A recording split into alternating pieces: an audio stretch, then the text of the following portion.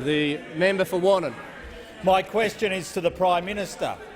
Will the Prime Minister update the House on his recent trip to the Middle East and the United States and explain how Australia's ongoing military and humanitarian contribution is supporting the fight against terrorism?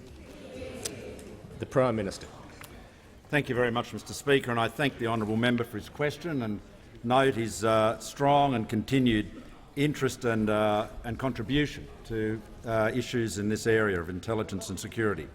Now, Mr Speaker, during my first trip as Prime Minister to the Middle East, I travelled to the United Arab Emirates and to Iraq and to Afghanistan, and I met there with some of the 780 personnel who are deployed in our ADF in support of the coalition to combat Daesh in Iraq and Syria, and among most of the 250, in fact, who are working in the common cause in Afghanistan. Can I say, Mr Speaker, as I know all honourable members would agree, meeting these young Australians in the Middle East serving our nation is inspiring. Their professionalism, their courage, their shining intelligence, their enthusiasm is really inspiring. We had some very valuable discussions. I got some very valuable feedback, particularly in matters of signals intelligence, electronic warfare. The contribution of our young men and women there is really making an enormous difference. I met with leaders there, the Crown Prince in the United Arab Emirates, the Prime Minister of Iraq, Mr Abadi, and Dr Ghani, the President of Afghanistan.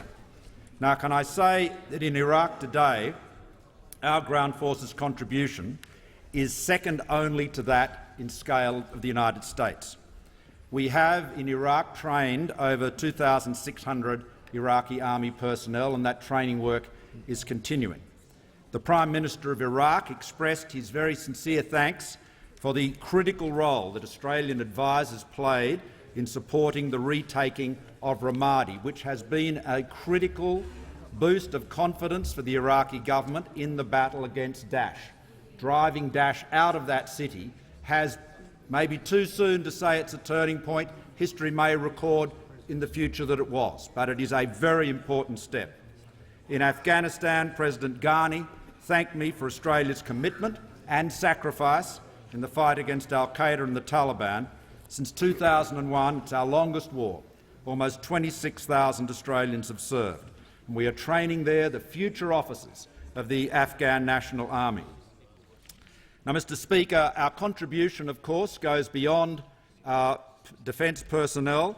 We've provided, for example, over $190 million in response to the Syrian crisis since 2011 and $40 million to Iraq since June 2014. In the short time left, I'll just note that in our discussions in Washington it was very clear Australia's contribution is of enormous value to the coalition effort.